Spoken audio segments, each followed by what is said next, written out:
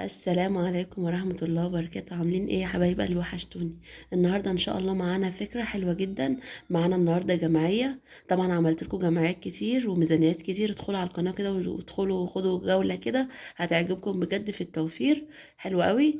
النهاردة جمعية اسمها النص عمر. يعني هتعملي جمعية بنص عمرك. ازاي؟ ازاي يا مسامح؟ تعالوا ما اقول لكم الفكرة. بصوا معايا يا حبايبي، شايفين؟ انا عامله الجمعيه وده اللي حوشته منها. ازاي؟ انتي مثلا دلوقتي عندك 30 سنه، تمام؟ هتعملي الجمعيه دلوقتي بنص العمر، يعني هتعمليها نص عمرك كام؟ لو انت عندك 30 يبقى نص عمرك كام؟ ب 15 جنيه. طب انت عندك 40 سنة، تمام؟ هتعملي الجمعية بكام؟ هتعمليها بنص عمرك، يعني نص عمرك كام؟ 20 جنيه. تمام. تعالوا ما نشوف الفكرة ازاي وهنعملها ازاي ونطبقها ازاي. بصوا يا حبايبي، انا دلوقتي مثلا رحت جبت طلبات البيت، تمام؟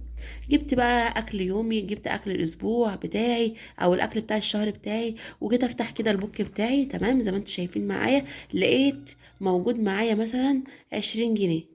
وانا عمري كام؟ انا عمري مثلا نفترض 30، تمام؟ هقوم جايه واخده من ال20 جنيه دي 15 جنيه واحطهم في جنب زي ما انتم شايفين كده، تمام؟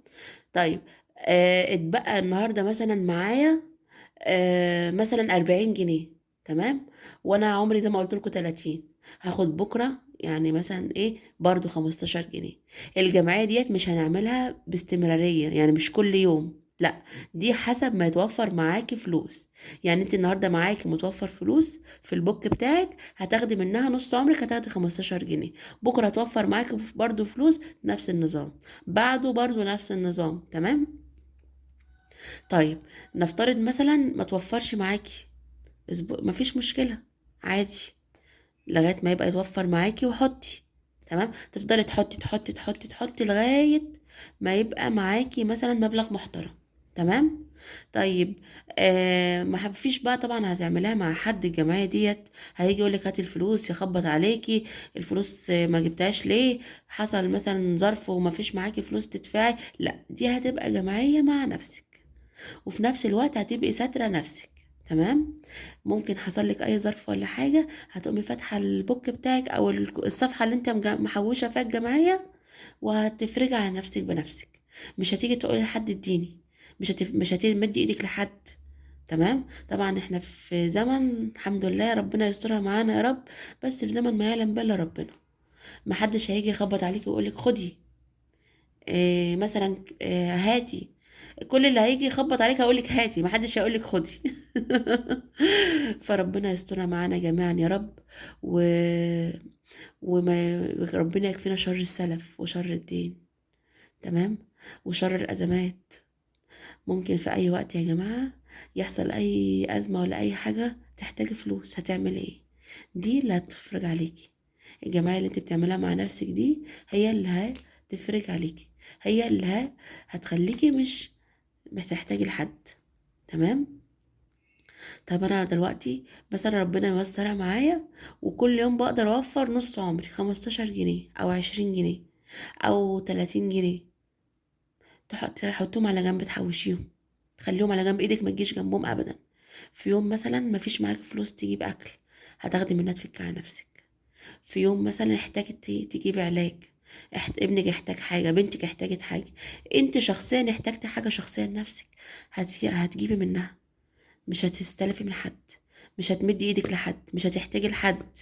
ربنا يكفينا شر السلف والدين يا رب، تمام؟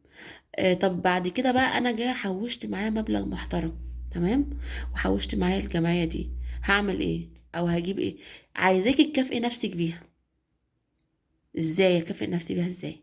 هدومك مثلا اتبهدلت، تجيبي لنفسك هدوم.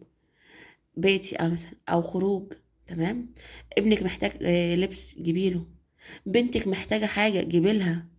انت نفسك في حته دهب، جيبيلك ان شاء الله. لو هتجيبي خاتم صغير، لو هتجيبيلك سلسله صغيره كده حتى 2 جرام ولا جرام، تمام؟ لو هتجيبيلك خاتم صغير كده جرام، مفيش مشكله.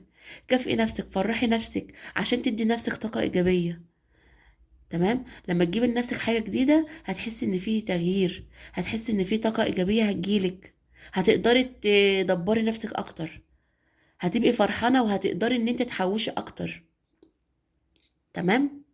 مش هتيجي مثلا تقولي ايه، لا خلاص ده انا لا انا النهارده محبطه مثلا، مش جايبه حاجه ولا عامله حاجه. لا، هيبقى عندك طاقه، هيبقى عندك نشاط، هيبقى عندك افكار كتير. عرفت تدبري النهارده مثلا، النهارده عندك اكل البيت، وعرفت تدبري مثلا او توفري المصروف بتاعك، حوشيه معاهم، حطيه. حصل لك اي ازمه محتاجه تجيبي علاج ضروري، ابنك تعب ومفيش معاكي فلوس، الحاجات دي هي اللي هتنفعك. هتقومي فاتحه البوك بتاعك، ولا فاتحه الحصاله، ولا فاتحه الكراسه حتى بتاعتك دي زي ما انت شايفه في الكراسه كده، وهتطلعي وهتصرفي وهتفرجي على نفسك. بتشتغلي مثلا واتزنقتي، مفيش معاكي فلوس، موظفه مثلا نفترض، هتفتحي ده وهتفرجي على نفسك منها، هتصرفي من ده. احتاجتي مثلا حد مثلا نجح، حد اتجوز، حد خلف، ومحتاجه ان انت تروحي تنقطي، وانت الميزانيه بتاعتك اليوم بيوم، هتيجي تبصي هتفتحي ده اللي هيفرج عليكي. تمام. ده اللي هيفرجها عليكي، الميزانية دي او جمعية نص العمر دي هي اللي هتفرجها عليكي.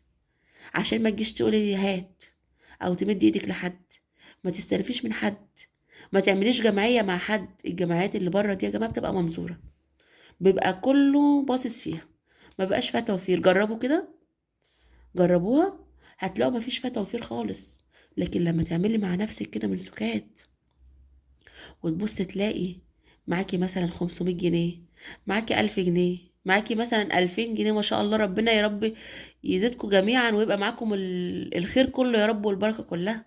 هتفرحي، هتجيبي لنفسك اللي ناقصك، هتجيبي لبيتك اللي ناقصك. ممكن حاجة في المطبخ ناقصاكي، ممكن مثلا عايزة تجيبي خلاط، عايزة تجيبي كبة، ما الحاجة دي برضو انت اللي هتستعمليها، ما فيش مثلا ابنك ولا بنتك اللي هيجي يستعملها، لا انت اللي هتستخدميها، انت اللي هتريحي نفسك في المطبخ.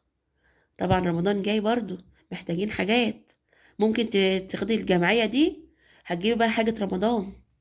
تمام. انا بقول لكم افكار اهوت، وانتوا بقى ايه نفذوا.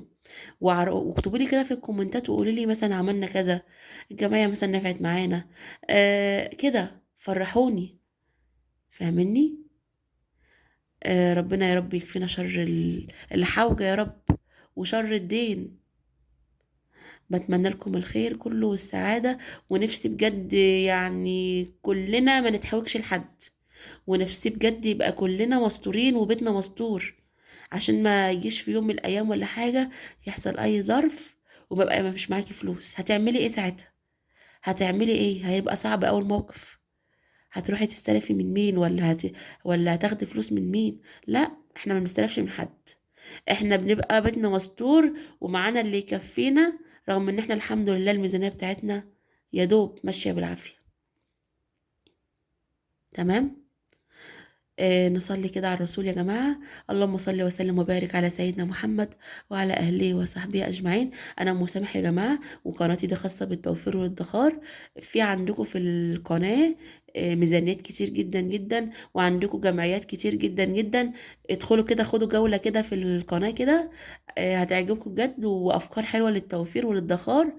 انا قلت لكم بقى المقدمه في الاخر، علشان انا ما بحبش ايه ان انا ابدا في الاول كده بالمقدمه ومش عارفه ايه والكلام ده، لا علشان ايه، ندخل كده على طول في الجد، يعني ما بحبش اطول الفيديو كمان معاكم عشان الباقة يعني وكده. اسيبكم بقى لو الفكرة دي عجبتكم نفذوها واعملوها لي اكتبوا لي في الكومنتات كده، ودعوة حلوة كده من قلبكم ان ربنا يسترها معانا جميعا يا رب. اسيبكم بقى في رعاية الله وحفظه، مع السلامة.